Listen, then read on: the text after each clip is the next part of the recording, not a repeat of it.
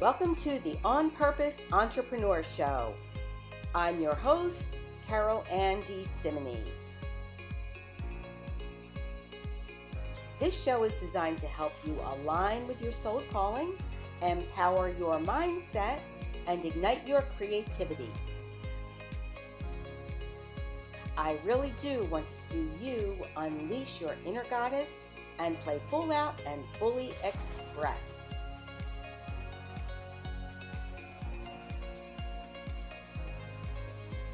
Now, let's get on with the show.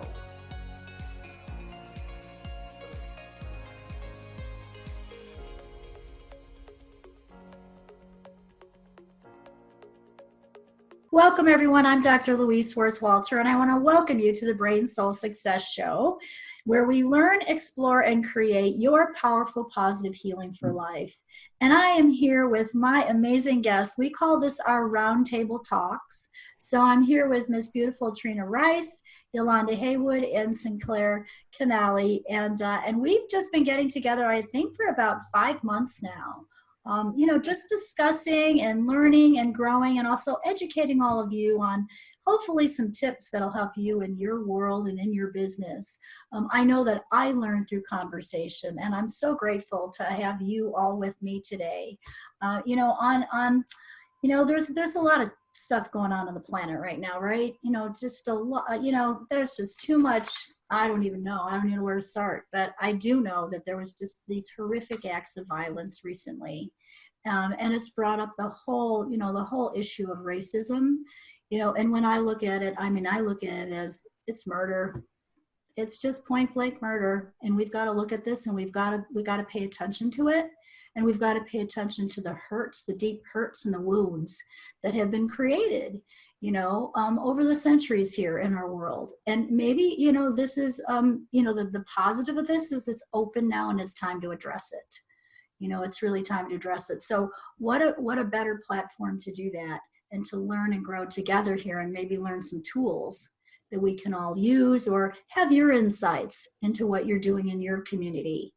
So some of the questions I know I've been asking myself is, wow, this has brought up so much. I was in tears and in shock when I saw what just happened here, and also all the riots that occurred afterwards and in a sense, almost needed protests. I bet everyone has an opinion on that, but needed protests. So, how can we do this? How can we heal those wounds? So before we dive in, again, I just would love for you to introduce yourself to our audience here. And then we're going to dive into this topic and find out if we can have some healing here happen today and some wisdom we can impart for our audience. So Trina, would you like to start? Tell us a little bit about yourself and your business. Hey guys, thanks for being here. My name is Trina Rice, and I am the co-creator of the Energetic Signature Formula and the Misfit Squad. And, we give lots of tools, and it's about embracing your differences and discovering a whole spectrum of possibilities and changing what you may think is wrong about you into what is actually strong about you. Because some of our greatest wrongnesses, what we think are our wrongnesses, are actually our greatest strongnesses. So. Oh, I like that. Wrongnesses and strongnesses. I had a hard time saying that. Thank you, Trina, for being here and for all the work that you're doing in the world and how many people you're touching. Thank you. Thank you. And Yolanda Haywood, thank you so much for being with us today. And I know that you are going to be, in a sense, sort of our, I'm just going to say our main person. You're Black, you've been affected by this in a big way. And I love when you speak. I love your wisdom. So share with us a little bit about yourself today so our audience knows you. Absolutely. Thank you, Louise. It's always great to come together with all of you. My name is Yolanda Haywood, and I am a business and life coach, and I really work with others to help them break down the invisible walls that are holding them back so that they can live the life they want to live. And so I work with individuals, companies. I'm a speaker, anyone who's really on that journey to find that inner power so that they can stand in a new place of truth. That is my ideal audience. And I'm looking forward to the candid and open conversation today. Wow. I mean, I love what you do. And, when I think about really this topic, even today, I mean, that's what you do. You help people Yeah. speak their truth and be out there in such a beautiful way. Thank you for the work you're doing. Wow. Wow. So thank you, Yolanda. And Sinclair, tell us a little bit about yourself and your work in the world. Hey everybody, I'm Sinclair Canale. I'm a health pioneer, coach, and activist, and CEO of Vision Nation. I specialize in helping people detox to thrive, specifically to clear out those toxins that are lowering your IQ, slowing you down, making you sick, so you can get back to your best work.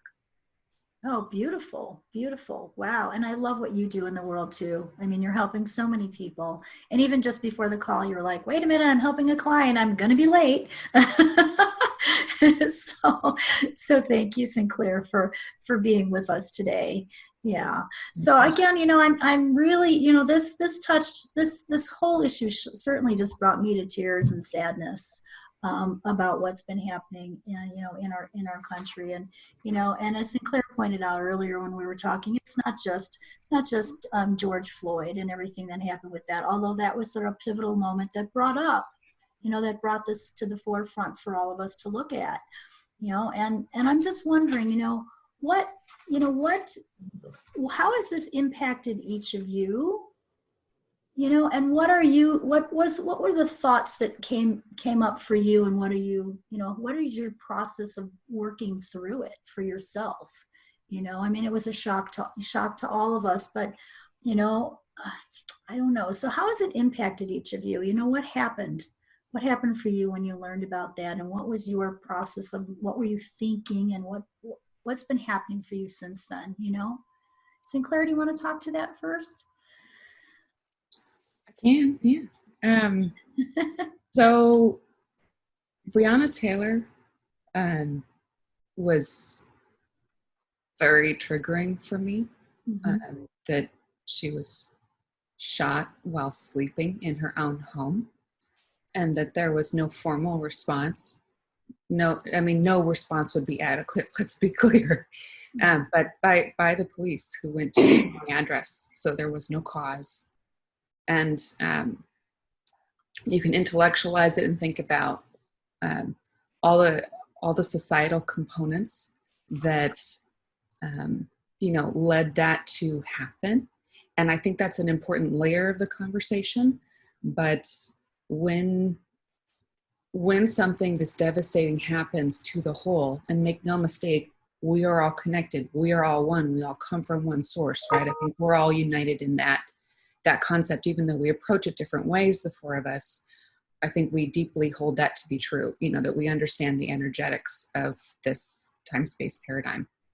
I think it's really important to be honest with yourself when you become aware of a trauma like that, because it's going to activate your own trauma in yourself. From your past and even your ancestral trauma. And so in order for you to be present to the moment for the collective, excuse me, you got to take care of yourself first, so that you're not asking anybody else to do that for you, especially as a white person, right? Not to center your own feelings in the community. That doesn't mean you don't take care of yourself first, but that's what you got to do, so that you can show up and be present and contribute to a healing outcome. Which, so for me, I've been thinking a lot about, or I've been doing that work of taking care of myself and being honest where I still have those triggered moments from my own trauma, and making sure that when I do show up, I am present and able to witness and contribute. If that makes sense. Yeah, so it's taking care of. And so George Floyd was just like the last straw. The guy's hand in his pocket was like, I don't think I'll ever unsee that, while he, had his knee over George Floyd's neck. Okay. Well, thank you. Yeah, thank you. And I can see that I know that you're very introspective and you do your own work, and you're working on healing those hurts and those wounds. Yeah, that it brought up for you individually. Let's go on and ask others, and then we've got some other questions here that I know I want to like follow up with that. So Yolanda, tell us, this is a huge impact in your life and in your family's life. And you're representing in a sense. So I appreciate you being here representing, yourself, but the Black community too. And so, how has this impacted you? And I know you're such a great speaker. So what are you sharing, or what was your process here in helping you get through this? And where are you on that path? You know what I mean?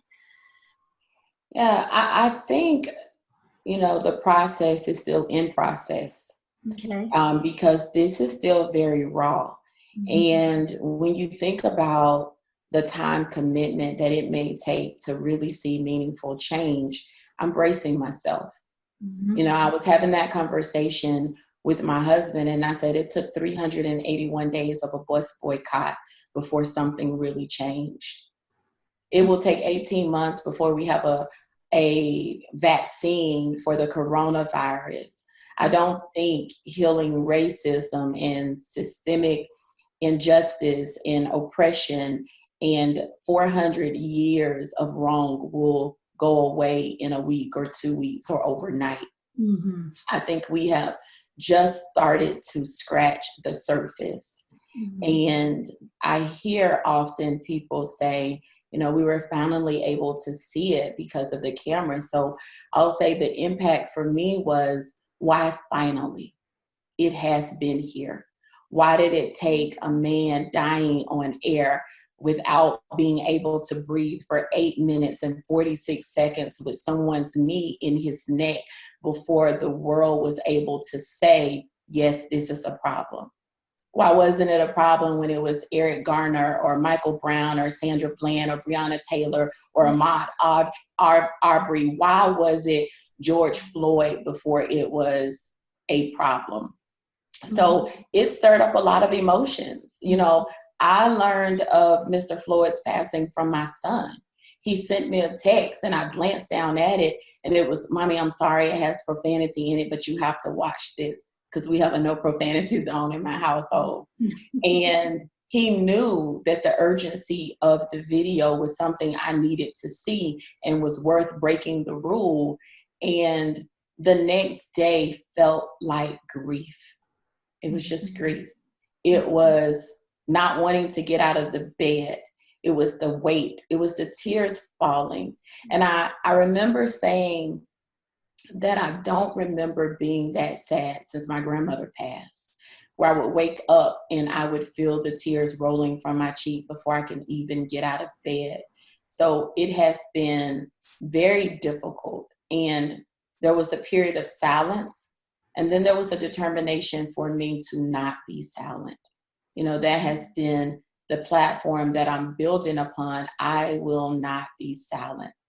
And it's interesting because the work that I do teaches people how to stand in their authentic truth. And I had to ask myself, how much have you pretended? How much have you just shown up?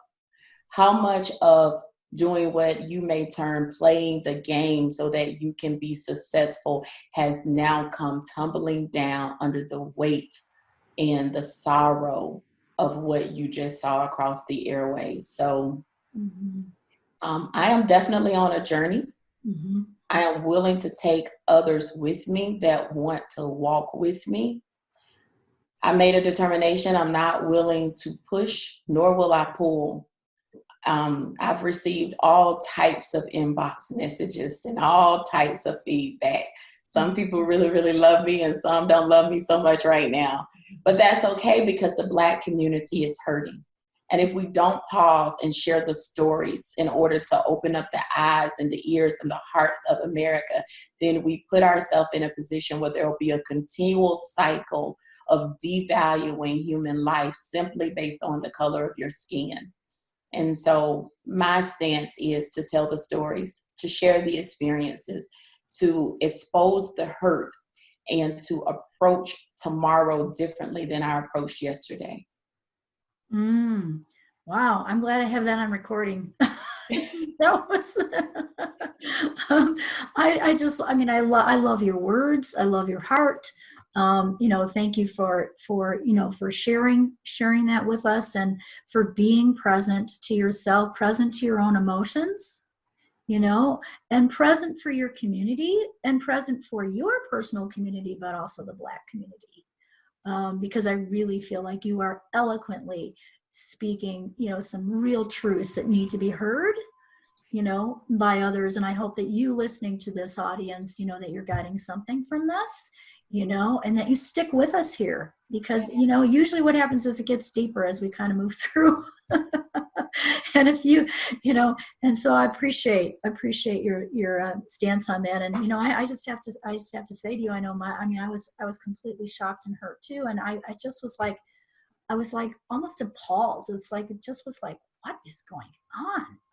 It was like a modern day public lynching caught on video. Yes. I've heard many terms. It's been murder and it's been injustice, but it felt like a lynching. Yes. It felt like a noose around a neck. Mm-hmm. And the pleas and the I can't breathe, numerous times over and over.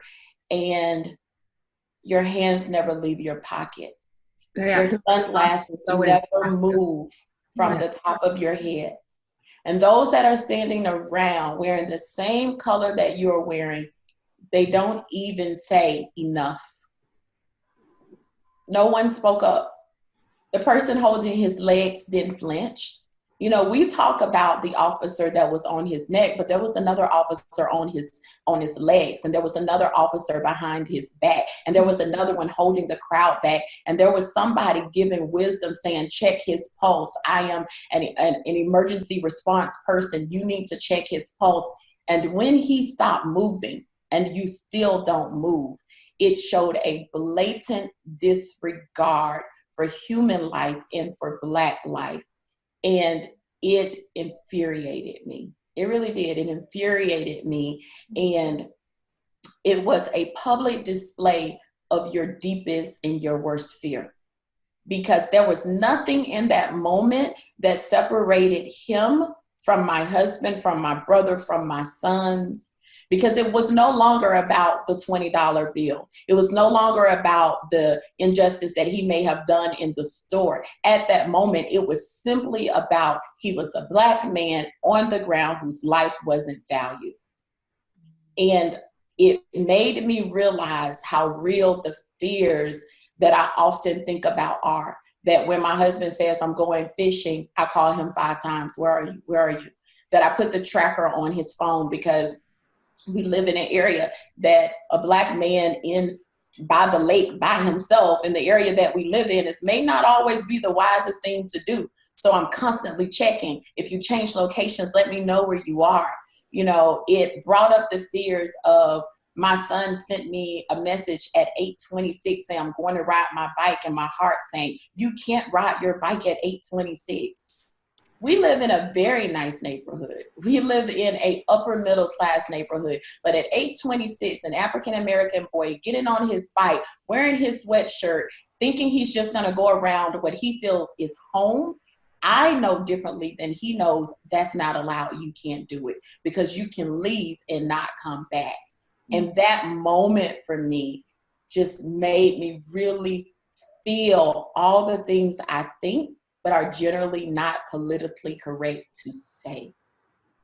Okay. And that's where the word started coming. Mm-hmm. That's where the decree of I'm not going to be silent about it anymore comes. Mm-hmm. That's where the position of I don't care if this is going to make you uncomfortable, because I've lived my life being uncomfortable and accommodating. And it just was a shift. It's a shift. It brought up a lot of fear for you, that in generational fear, I'm sure too, and real life feelings. This is how you felt. This is what you go through. And we wouldn't know that. In other words, whatever we go through, we don't know what that other person is going through until we ask or until you share. Yeah. So I know that I wouldn't have known that about your son leaving on the bike, and I would have known about those fears. As a parent, I've had those fears, but in a different way, probably because of the oppression for centuries. So I know that when I'm working with someone who is Black, I am clearing slavery issues when I do ancestral clearings. I know that I'm working with somebody who's Jewish, I'm doing Holocaust clearings. You know, we all have a past, and this is brought up so much for healing, for you, for the Black community, for, you know, for us in knowing, for white people, for yellow, green, purple, I don't, you know, how to be present, how to listen. So I know that I was asking those questions. I was like, I don't know what to say. Yeah. How do I say it? How do I be present for you? How do I listen, you know, in a deeper way? You know, what is my responsibility here? That's what it brought up for me. And I guess I'm still asking those questions, and I hope to get some answers from all of you today, you know, on that too, because, you know, it's a huge, it's just huge. It's huge.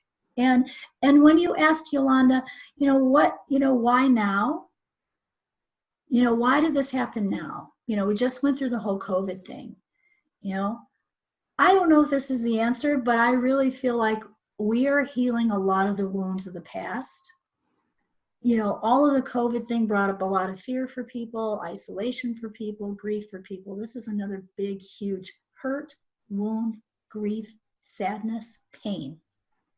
Maybe other words I don't even have there.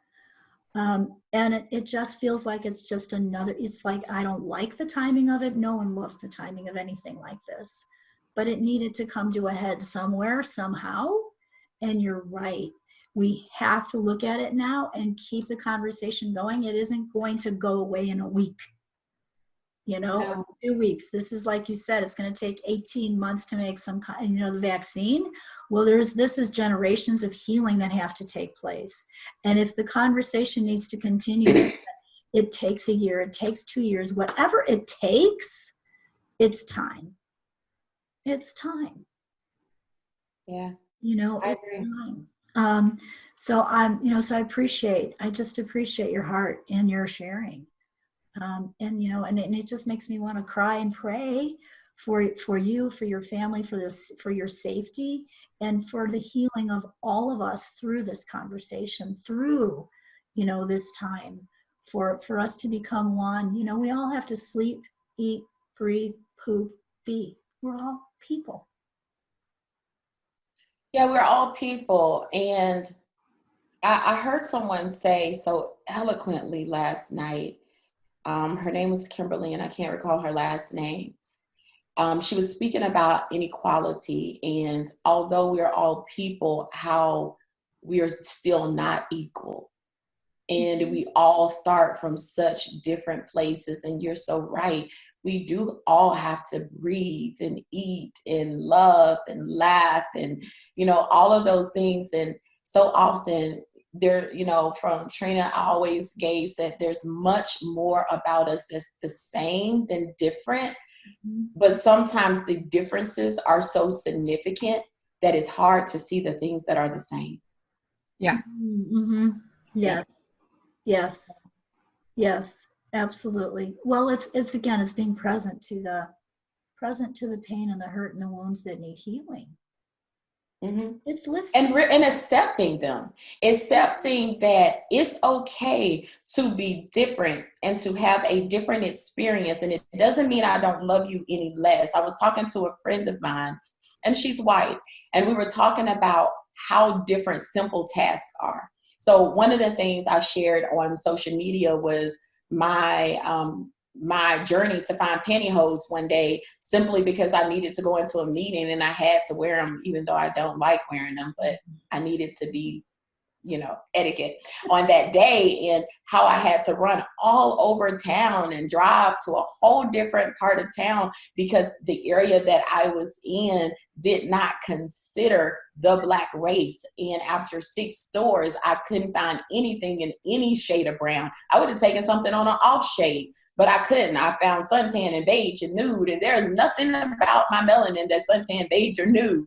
And so I had to drive to what we would consider the Black part of town in order to get something that simple. And it was just another reminder that simple things aren't always simple when you're standing in my shoes. And we were talking about teaching our children to drive. Both of our children will receive their licenses around the same time. And I said, you get to teach your son how to crank up the car, how to back out, do the 3-point turn, and all the things that we're teaching. Don't turn that curve so fast. And then we pull in the driveway and we say, now let's go over what happens if you get pulled over. That's a part of the lesson.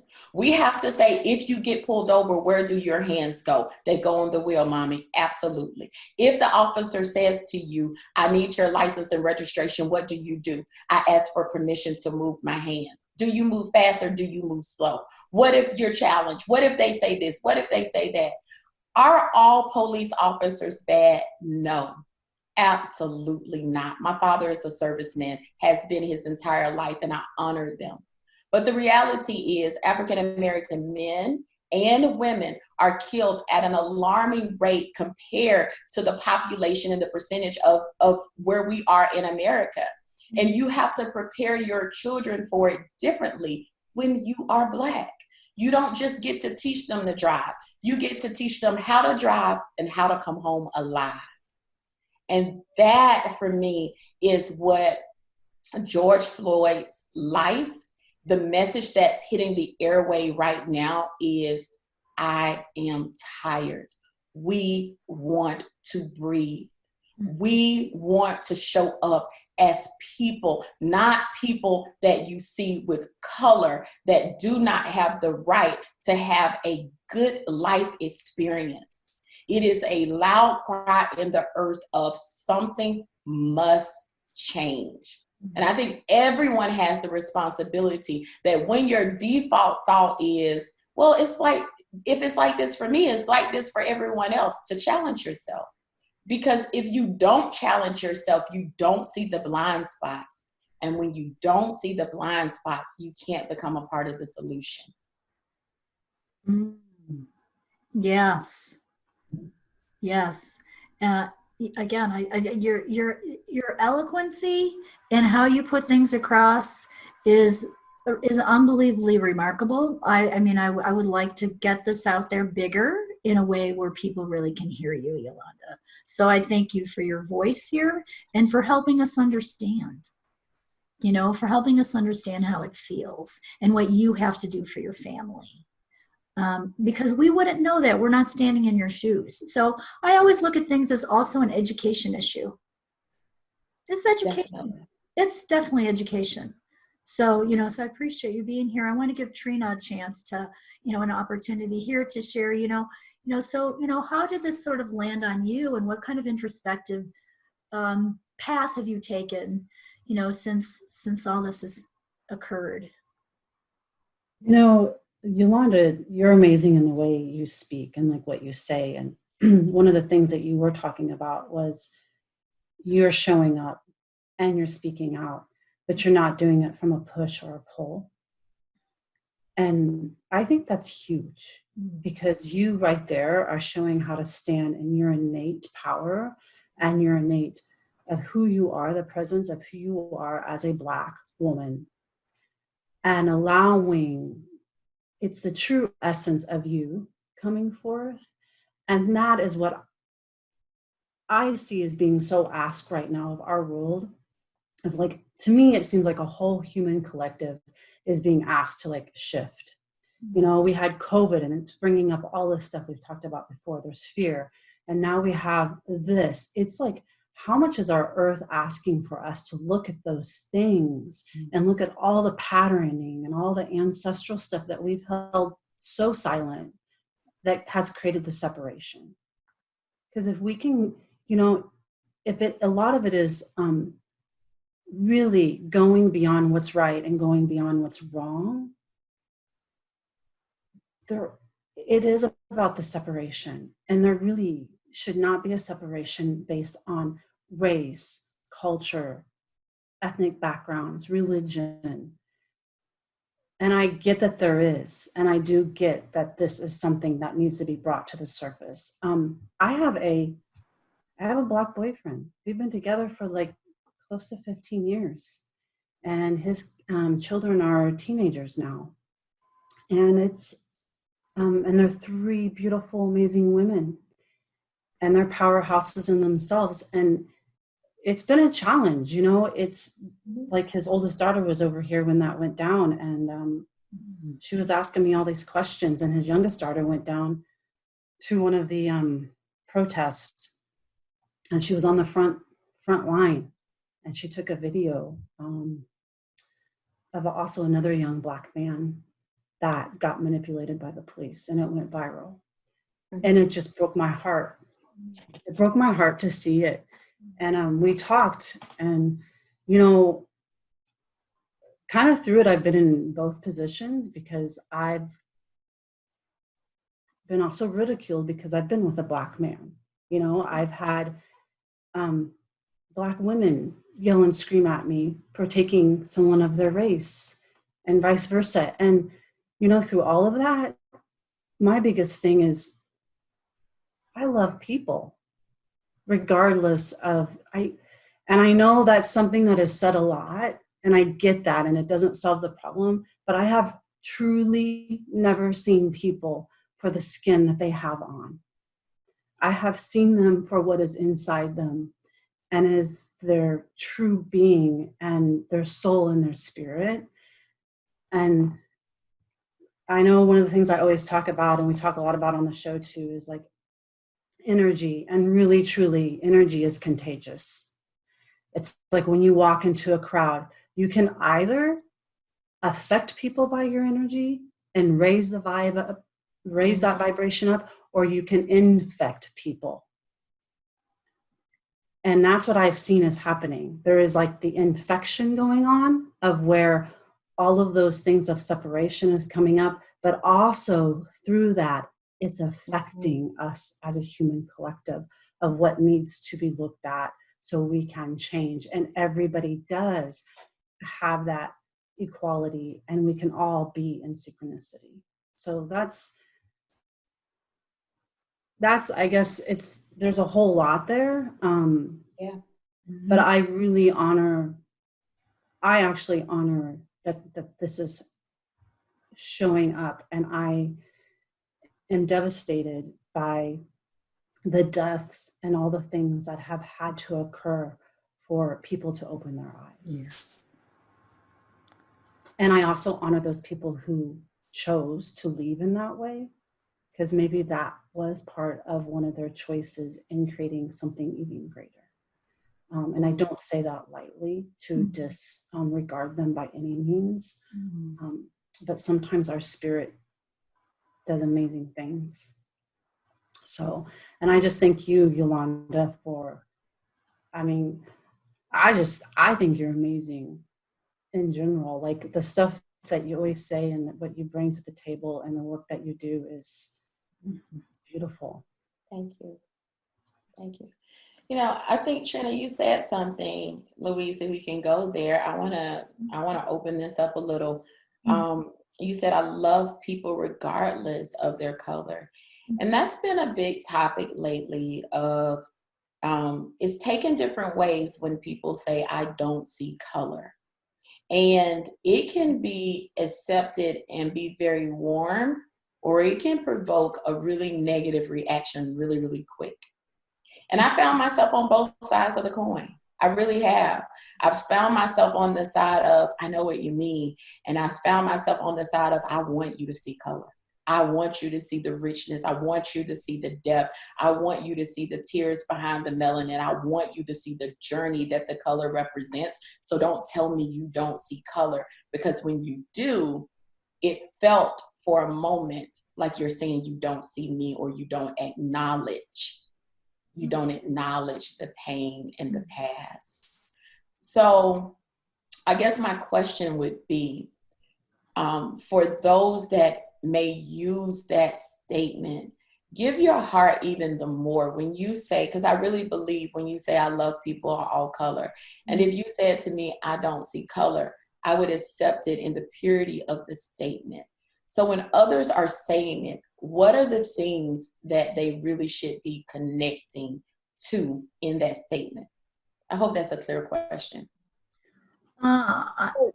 What's the heart behind it? So what are we connecting? I want to get clear on that question. So what are we connecting to when we say that statement? Yeah, like I want you to complete the sentence. If you're gonna say you don't see color, then you need to really mean, this is a test, fill in the blank. What comes behind that? Because we need to get rid of the cliche of saying it and really step into the power of what that really means. I see that. I can't say that statement truthfully. Okay. It feels like a spiritual bypassing. I don't like it. And maybe it's as a gay woman, I really have a strong visceral reaction when people try to gloss over something that is there and real for me. And because they don't know how to be present for it, they want to pretend that it's not there. And so I actually feel very uncomfortable with that statement because it feels like a dishonoring of not just aspects of identity, but layers and layers and layers of experience, generationally and at every developmental stage of the human being in front of you. It feels like you're saying, can we just play nice? Because I don't want to see the parts that make me uncomfortable. That's good. Mm-hmm. Mm-hmm. That's good. Very well said. Mm-hmm. We can also see from what we're just this conversation happening right now in the moment that people interpret things differently.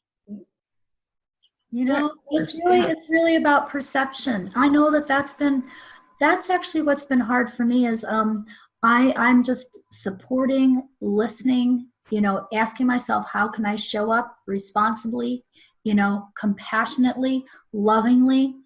But I honestly have to say that I was afraid to say certain things because I didn't want to hurt anyone. And I wasn't silent. I just was like, hey, is this the right way to say this?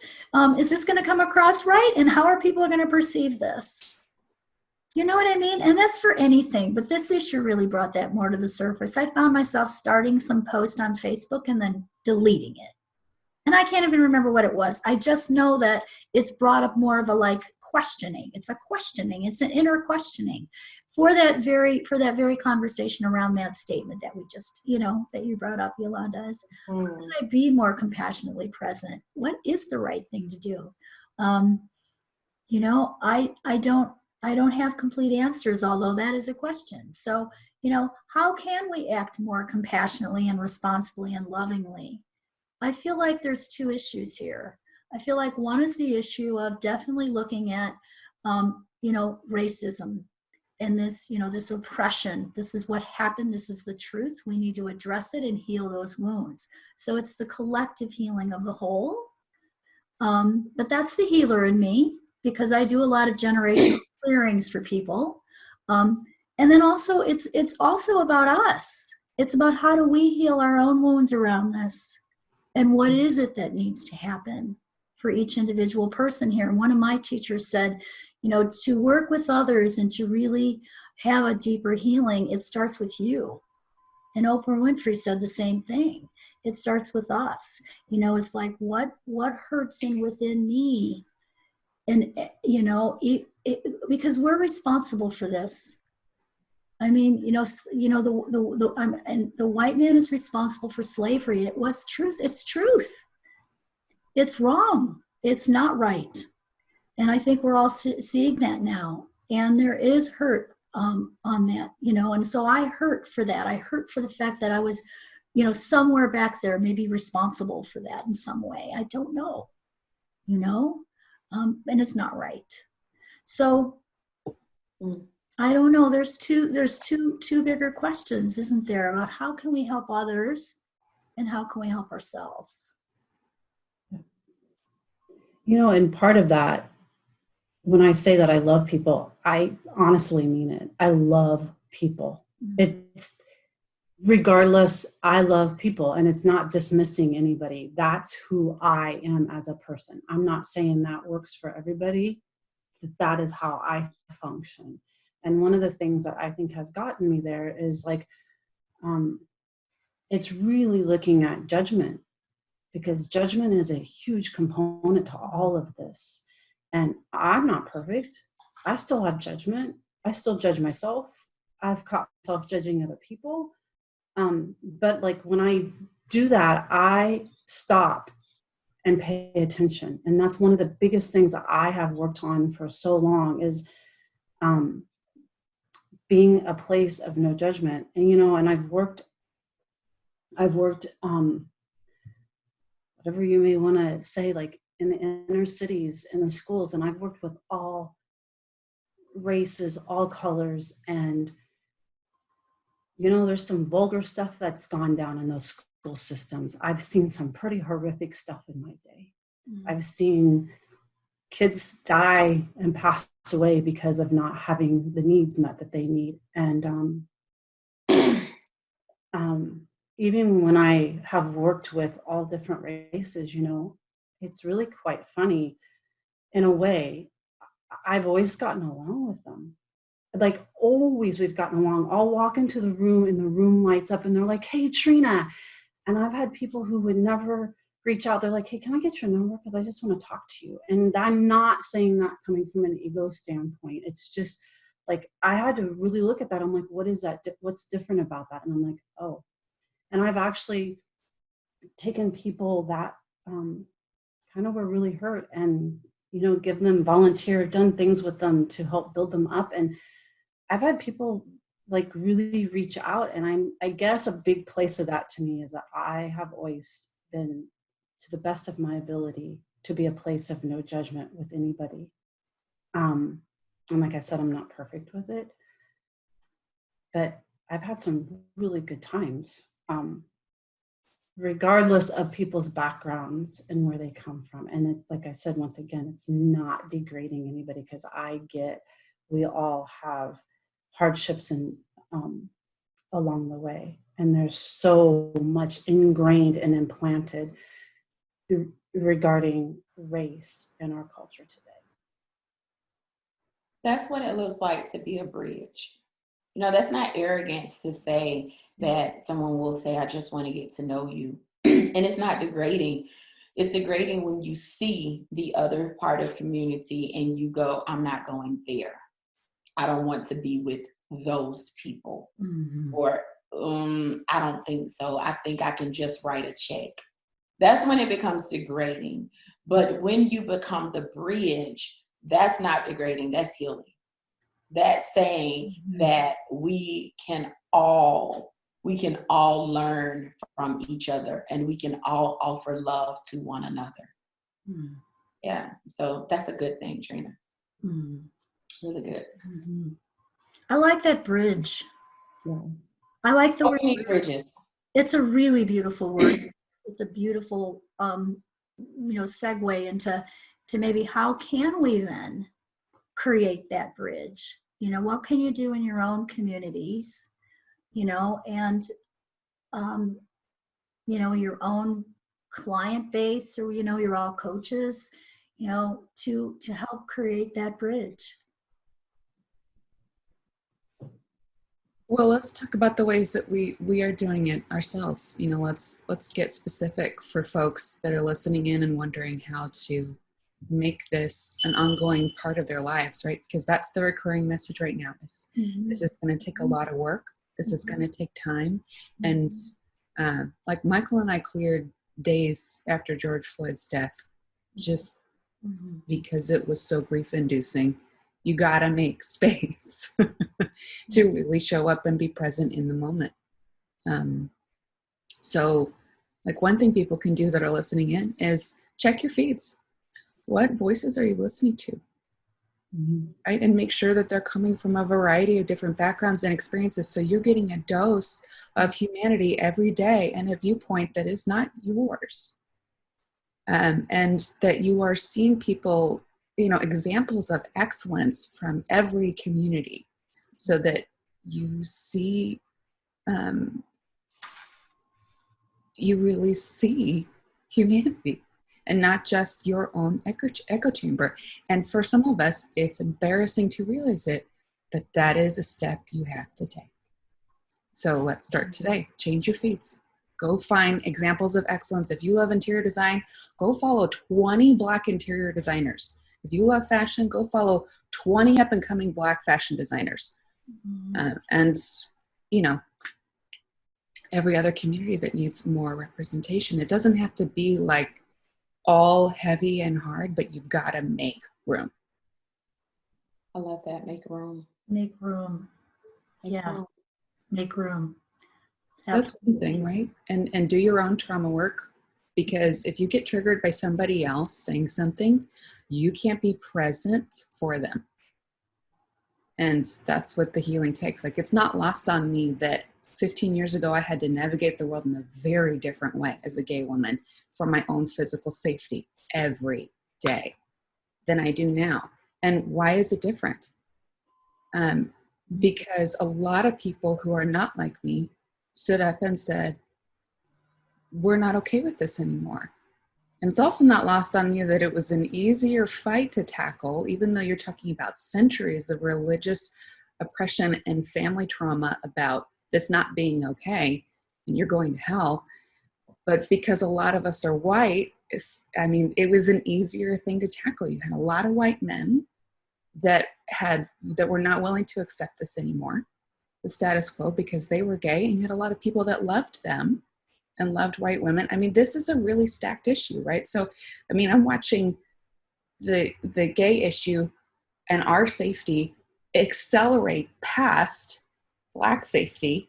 That's not lost on me. And so how can we be there for the Black community?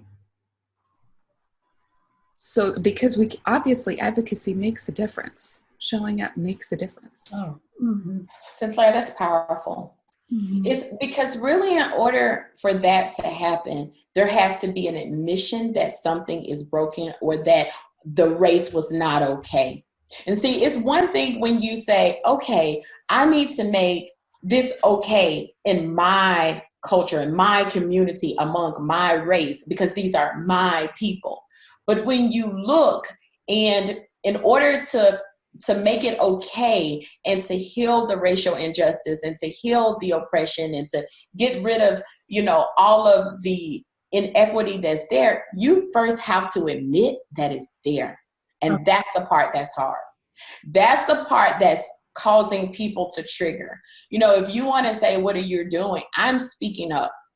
So, I made a very bold post, and I said, I'm probably going to lose a lot of money behind this, and I'm going to have some contracts pull out and some clients that say no. And I said, I will be vocal, and you may want to unfriend me, unfollow me, or withdraw your contracts without penalty. I went ahead and put the message out there because I am not going to be okay letting you think that the behavior is acceptable, because you can't stand up for what you don't admit is wrong.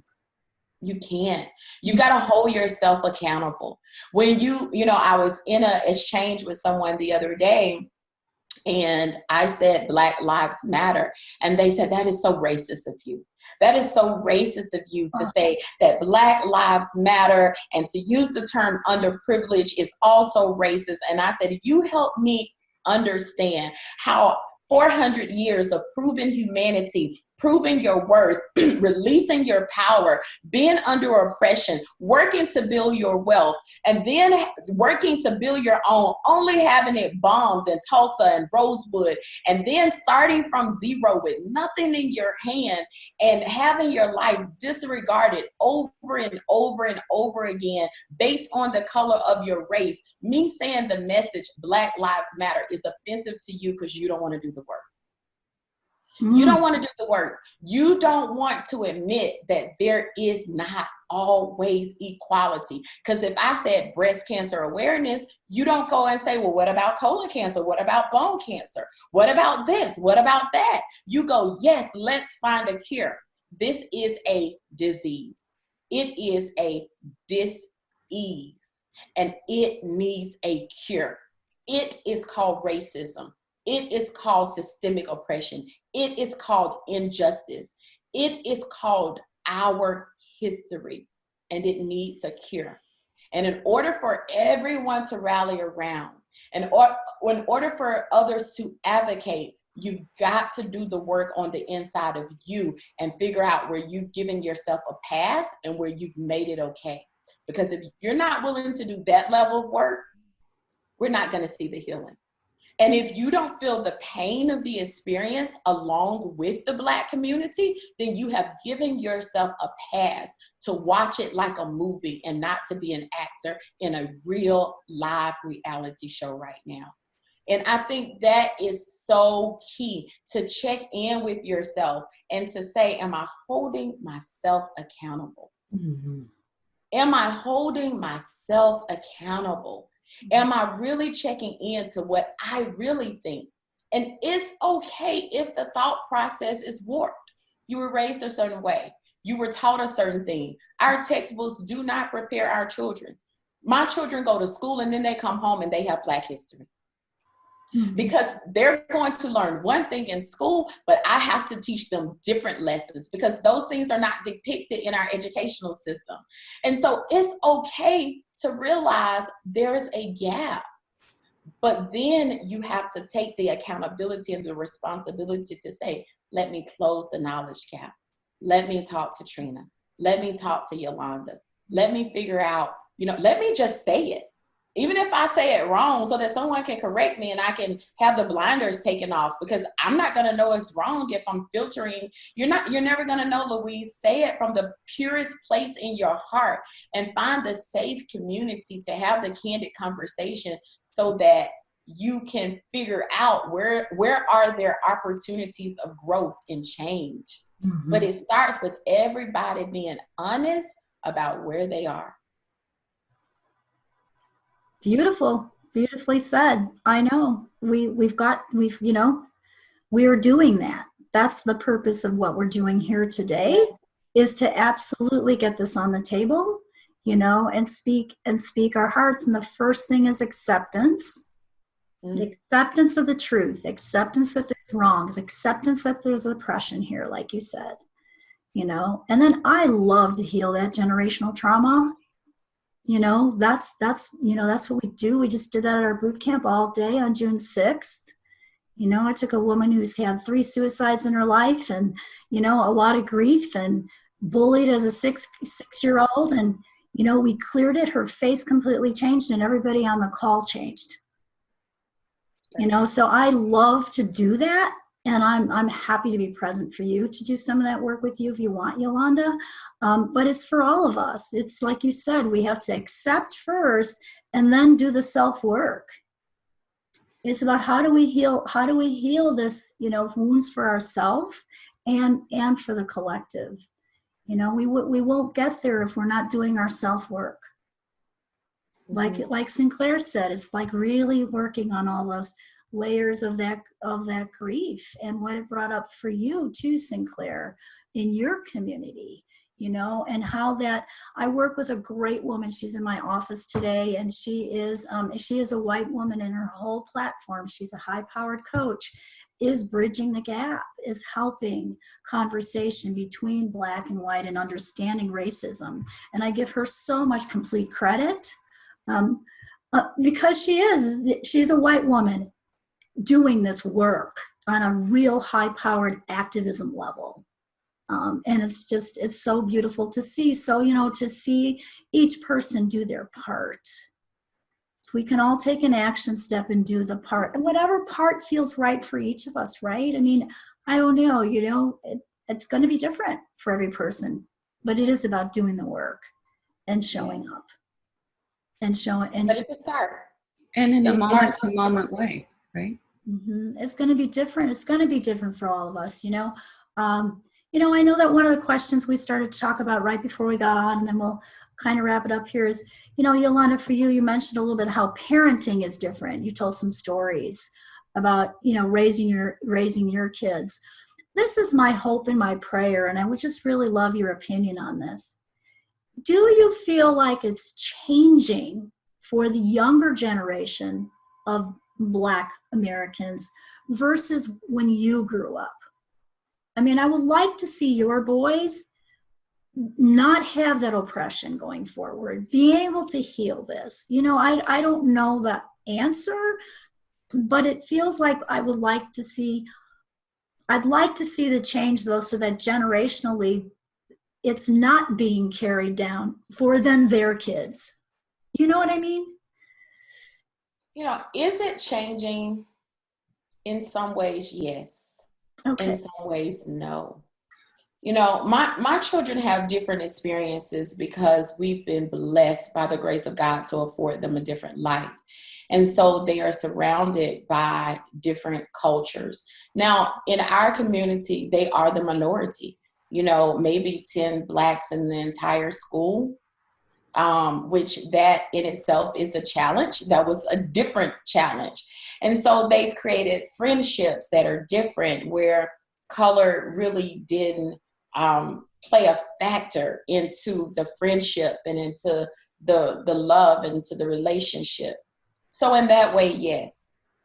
But there is still the open wounds there, where we still have to educate them, and we have to remind them that the rules are not the same. We have to remind them that when you are navigating in our culture, I mean, in the society that you are and in our community, you can't navigate the same. So in as much as I would like for their life to be different than the experiences I've had, the reality is I probably won't really see the fruition of it until my grandchildren. And I hope it can be that soon. Okay. I hope it can be that soon. But it's the work that we do now that determines whether or not my grandchildren or my great-grandchildren won't be sitting on a call having this conversation again. Right. But my children, they've already had their experiences. You know, I have vivid memories of having to snatch that innocence from them. I have the memories of them going outside and wanting to play, and all of the white kids running the house because one of the dads felt like my son wasn't safe to play with. And so their children were separated, and them saying, "What's wrong with me?" And I say, "Nothing is wrong with you. Today you woke up, and when you looked in the mirror, you realized that your skin is brown. And that sometimes means that people are going to be mean, but you are beautiful. And there's nothing wrong with you, and there's nothing broken on the inside of you. And so today is still going to be a great day. You're going to play with your brother, and it's going to be okay." You know, I've had the experiences of my son coming home and saying, "Mama, what does it mean when someone says to me, I'm more white than I am Black?" And me having to explain, well, they're ignorant.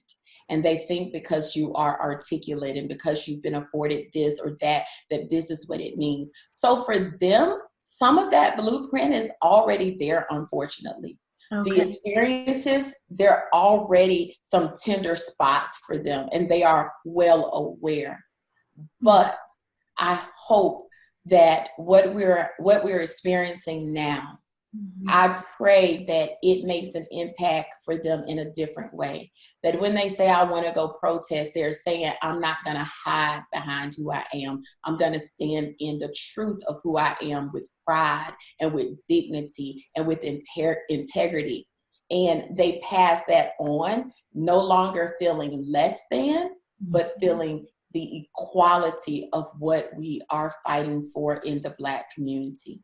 So I think we're on the verge of a change, but we have so much work to still do. We still have work to do.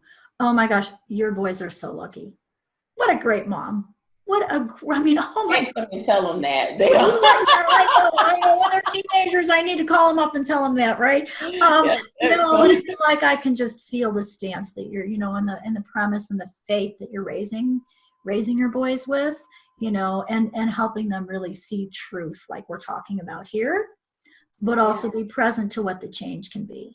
And that's beautiful, because that is exactly where we need to go with all of this for our world, you know, for each individual family, for each individual person, and for the collective right now. So I hope that this conversation definitely continues, you know, across the board for our listeners, for whoever, you know, whoever this is touching, for the people that you're all touching. Yolanda, I would love to, you know, continue to, you know, have this conversation with you and with Trina and with Sinclair on any level that we need to here in the future to continue the healing. Absolutely. Continue the healing. So if you were going to leave our audience with one, one thought, I guess what would it be? Anybody?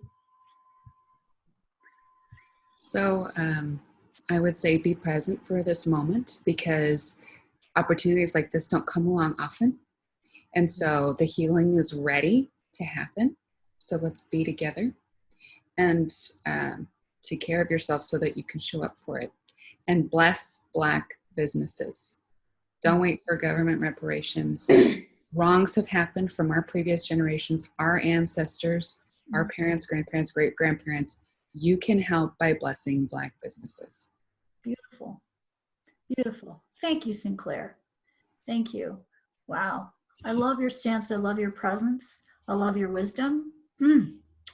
God. And Trina or Yolanda, one last tip or thought here for our audience.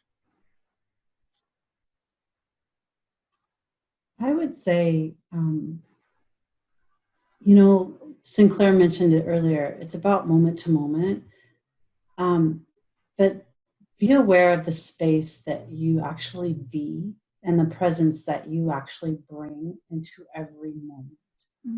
Because when you can show up, like what we talked about, in that place where you're not judging, it can make such a difference in someone else's life. So be present in every moment and look at who you be and what action you're actually taking. Beautiful. Thank you for that, Trina. Wow, wisdom. I love all your wisdom. I learned so much from all of you. I just want to thank you. And Yolanda, what's one last thought that you'd like to share with all of us here in our audience? I will say one is make the life count. When I study my faith, there was always a sacrifice for great change and for redemption. And you always don't get to choose that sacrifice. And I could give you 100 names because I keep them before me as a reminder of the journey.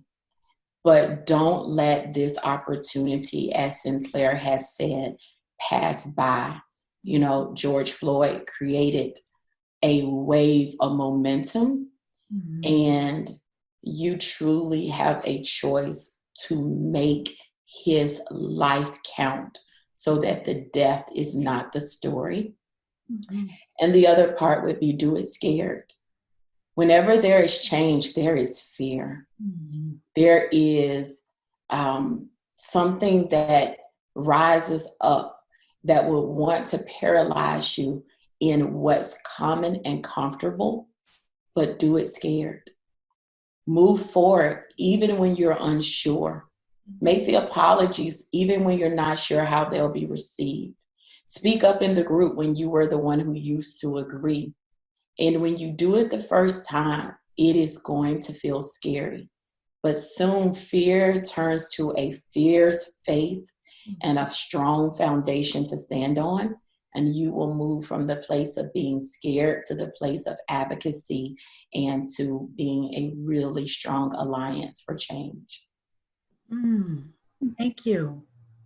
Beautiful. I don't know why I'm getting this, but I feel like I need to go there. You tell me if you guys want to do this now for our group here as everyone's listening. I'm feeling called to go to prayer for George Floyd, for his family, and for the healing that we all hold intention for. Are you guys good with that? Can we do that for a minute? Okay. Dear God, thank you for the opportunity to be together today with these amazing women, with Sinclair, with Trina, and with Yolanda. Thank you all for your wisdom and your words and sharing your hearts. We're coming together, on the heels of a just horrific, murder and death of George Floyd and all that he meant. And of course, the other Black people too that we've talked about here that also have, been brutally murdered.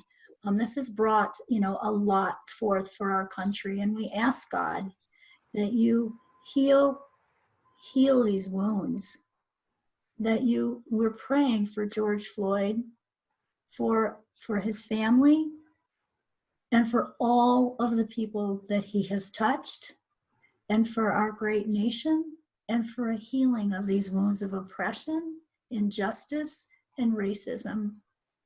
We ask that you give these amazing women in this room and all the people that they touch your blessing, your gift, your wisdom, and a deeper healing and connection with you. And we ask that you bring that again to our great nation, to all of our people, to the Black community, to all of us, for a deeper healing going forth. In Jesus' name, amen. Amen. Okay. Thank you for that. And thank you all for being here. I love you all. And we wish you, an awesome day. And if this brings a conversation for all of you and you want to have a conversation with any of these women, are you guys open for that? Because I'll post your information at the bottom of the podcast here. And, or myself, please do reach out. We're here for you. It is about your healing and your gift in the world and what you can bring to yourself, to your family, and to others. Again, thank you for being here, and have a great day, everyone.